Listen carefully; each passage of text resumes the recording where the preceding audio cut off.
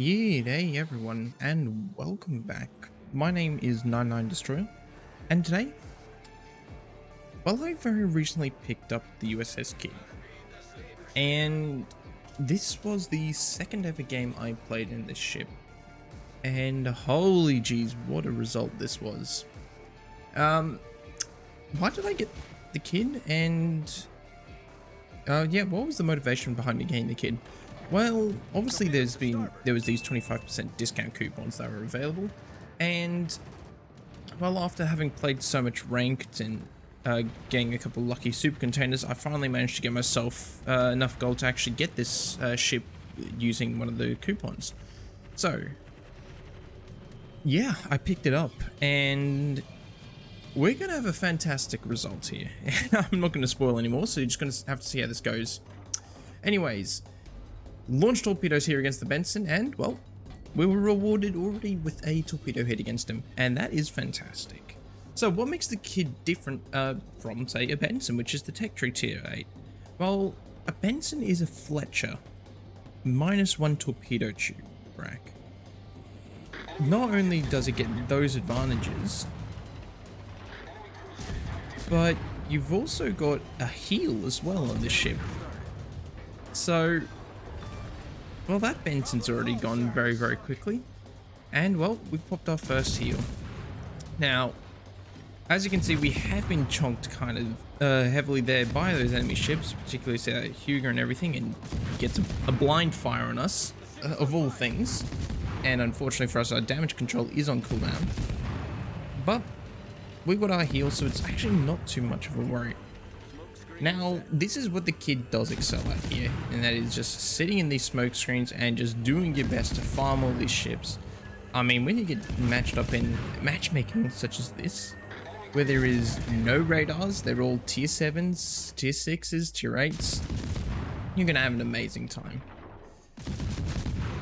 And, well, as you can see, there's a whole heap of ribbons already at the top of the screen there. 20,000 damage, first blood. Did we get first blood? No, we didn't get first blood. That actually would have to go to the North Carolina on the enemy team that managed to, well, kind of Dev Strike and Mogami. That was on the friendly team, as you can see down by Alpha, where he's died. Don't know what he was doing, but he completely threw away his ship there, so to say. Anyhow, decided we tried to farm those guys there. Now we're just going to come around and maybe try to look for central position, unless we can get more shots at any of these guys.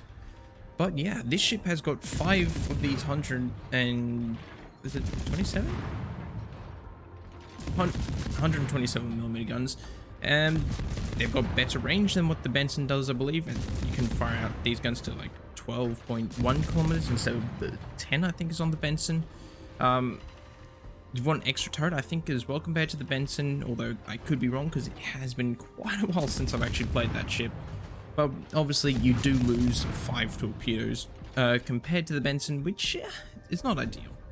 And the thing about these torpedoes, like, yes, they hit for 16,600.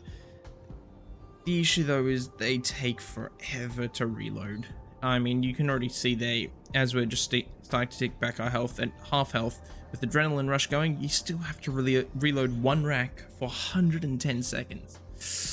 Yeah, not the greatest reload for torpedoes in the world, so that's not really what you want to be speccing this ship into.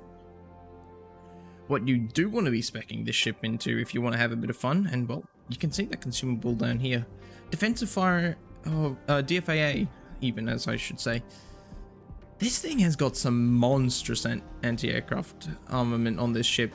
Now, obviously, it's not as good as what it used to be pre-carrier rework a few years ago, but it still shreds planes. And I mean, if you're going to be going up against tier 6 carrier and a Serov of all things, yeah, his planes are going to absolutely disintegrate in front of your very, very eyes.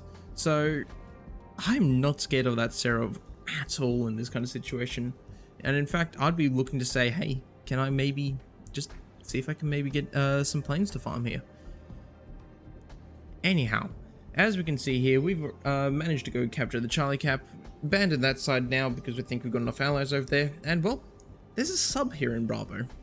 So we want to go try and hunt down this enemy U-69 on the enemy team.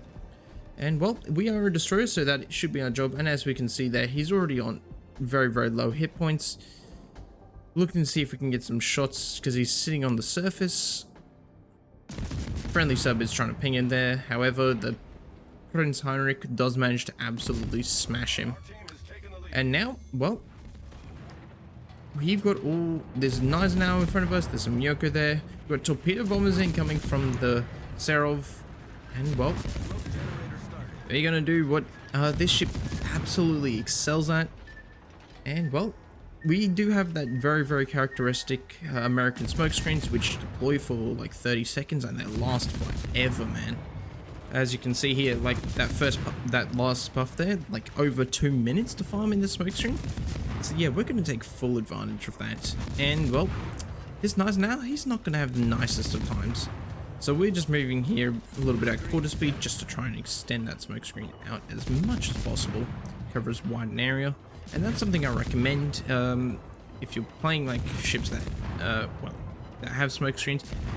And if you move at quarter speed, for the most part, unlike, well, sorry, for your typical smoke screen, so for example, most of your destroyers, your British light cruisers, what I do recommend in many situations is just continue moving at quarter speed until just before your smoke screen stops deploying, and that's just going to help you stay undetected moving at quarter speed while it's deploying, and it's going to produce it over as wide an area as possible, and that just helps avoiding taking damage from blind fire, whether it be from aircraft, enemy ships, enemy torpedoes, whatever it may be.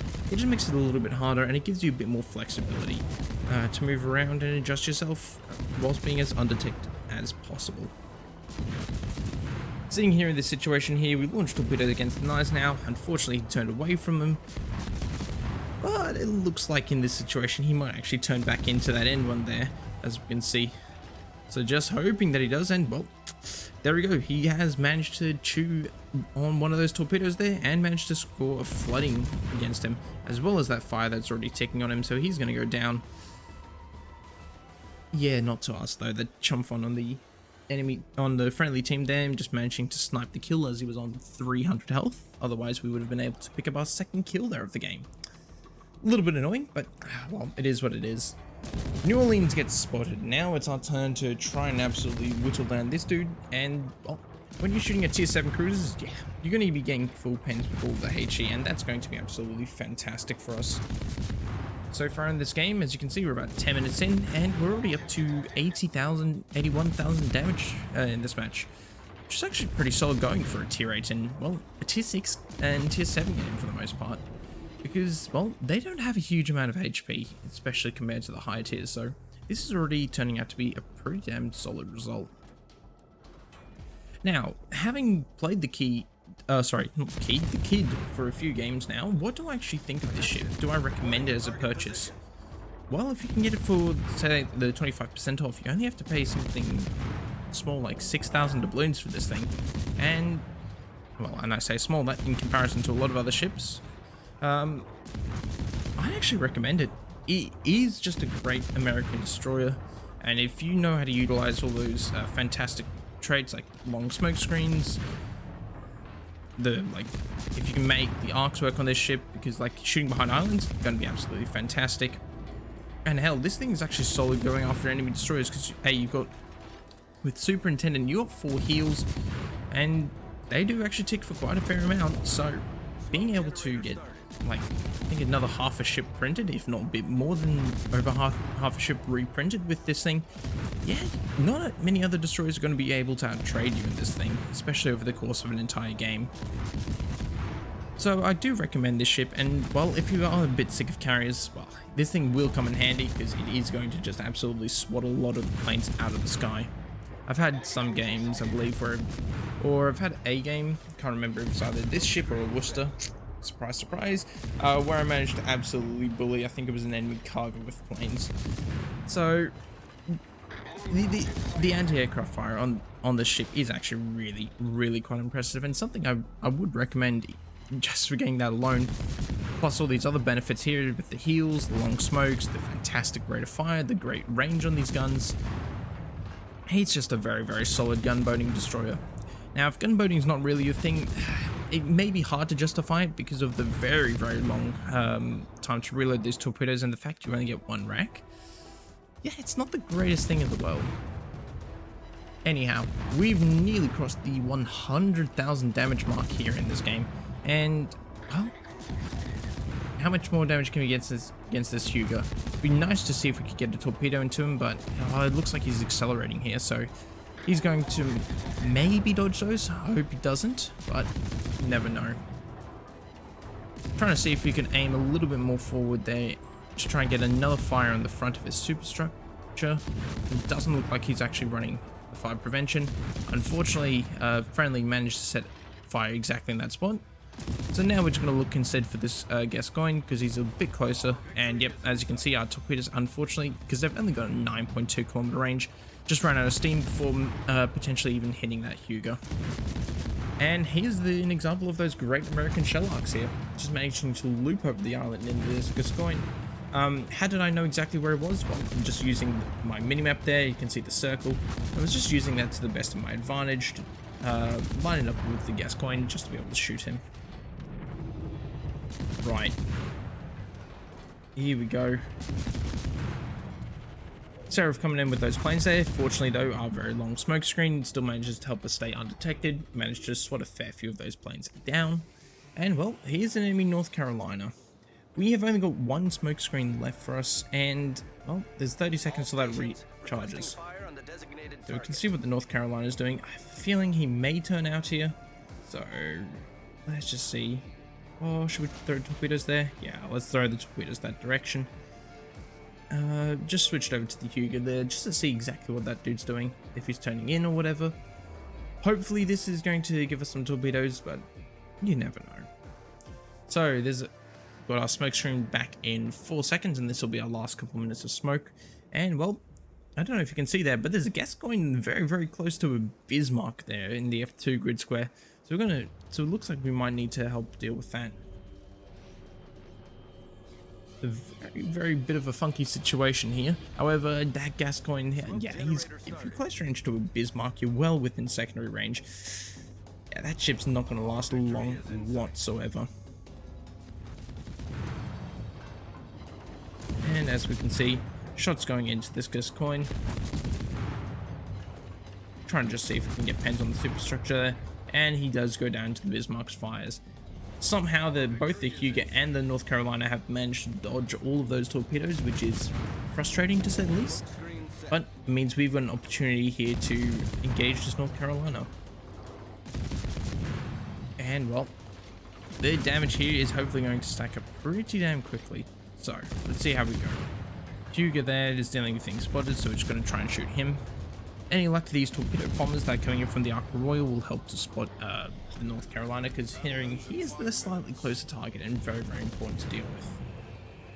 So switch to the North Carolina here, and then start engaging him with the guns, seeing if we can get a fire put on him, because I think he actually popped fire. What's it called? Yeah, FP, or sorry, damage control just before. Shots going into him there. We do manage to cause a fire, and I think we got a couple burn against the Hugo, so that damage is going to stack up very, very quickly. However, we've got a little bit of a lack of spotting at the moment because the Chumpfon is in smoke, we're in smoke, and there's no planes yet. We managed to pick up the Confederate award, and then the North Carolina decides to shoot. And so there's Hugo, which is fantastic for us because their smoke firing penalty is abysmal compared to ours. They're going to get spotted whilst we're inside the smoke, and they cannot see us until they get within 2.8 kilometers, as you can see on the minimap. So we're just going to do our very, very best here to try and absolutely burn these guys down. Focusing their Hugo at the moment because I think the North Carolina is going to continue to burn here for quite a substantial period. And plus the Hugo is rushing the smoke screen, so I do want to deal with him as best as I possibly can here. He does go dark, so we switch towards the North Carolina, who has managed to put out the fire. We think here, is the Hugo really rushing us? Maybe, maybe not. So we're trying to get another fire there into North Carolina to finish him from this game. But that's not going to be the case. Launch torpedoes against the Hugo, however, he's smart and he's paying attention. So he's going to probably dodge all of those torpedoes, in fact, because he started turning in the second I switched to them. And, well, the smoke screen is now dissipated, so this is going to be an interesting scenario. We start shooting the North Carolina here, and well, the Hugo does something really quite silly here. He turns back out because to try and get all his guns firing. And well, the torpedoes do manage to finish him off there. We do manage to pick up our high caliber achievement for 175,000 damage in this game. And now we're trying to do our best to pick up this North Carolina kill, who's on 3,000 hit points, which is not great. And especially considering the fact he is now healing, which is not fun for us whatsoever. Come on, trying to get another fire here, considering he popped damage control a little bit before. Let's see how we go. Come on. Come on, North Cal, I believe in you. Come on, give us a fire. Got an attack aircraft coming in from the Serov. We're hard spotted anyway, so no need to keep the AA off. Pop DFAA, because I really don't want to get smacked by any of the planes through a lucky strike. Considering the fact, well, the North Carolina is shooting us good and proper now. Do manage to get a fire at last against him, and trying to see if we can aim for the forward superstructure there, just so we can get a second fire. We do manage to obtain that. Then he puts the damage out with the damage control. Oh boy, still on 2,600 health, so we're just going to try and shoot him and shoot him and shoot him. Unfortunately for us, the game does tick out, however, ending in a victory for us. So, in saying that, let's take a look at those post-match results, and well, as you can see here, guys, 192,000 damage in my second game in the USS Kidd. High Caliber, Confederate, and Dreadnought. Dreadnought was a bit of a surprise, but I mean, hey, that's what having 4 heals on the ship can actually do for you. Nearly 500 main battery shell hits there, and 16 aircraft shot down with a couple of kills. Yeah, we really carried our team to a victory here for this one. Over 3,000 base experience earned in that one. Practically double what the next person did, as we can see with the Imargi doing 1,600 base. So, yeah, we really carried this one hard for our team there. And without us, well, that game may have not gone quite as well as they were hoping for. Anyways, I'll probably run through my build in a second, so let's just jump over and take a look at that now. So, taking a look here at what equipment and commander skills I'm running. If we go equipment wise, this is currently what I'm running, although I may recommend, oh, this one's a bit hard to justify, but it's completely up to you if you want to run the DFAA. I've just gone the engine protection because, well, better to not have your engines knocked out at all. Prop mod.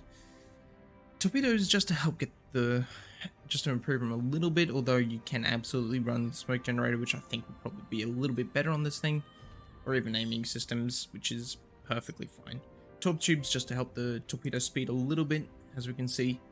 58 knots, without it, yeah, not as great. So it does make the torpedoes just a little bit more usable. In terms of commander skills, however, well, want preventative maintenance to keep your modules intact, last stand, survivability expert, concealment, superintendent because you want to maximize your amount of heals you have, adrenaline rush because that's always fantastic. I just go with main battery and AA specialist here because just having a flat 10% bonus to the AA is amazing, and a flat 5% reload buff, oh, that's fantastic as well. And for my last 2 points, I'm probably just going to pick up demolition expert because of how much you're shooting.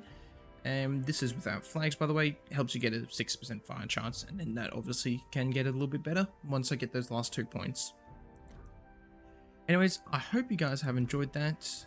So please do consider dropping a sub, leaving a like, and let me know if there's any particular ships you guys want me to try and get some great games in next. Anyways, thank you guys so much for watching, and I'll catch you guys next time.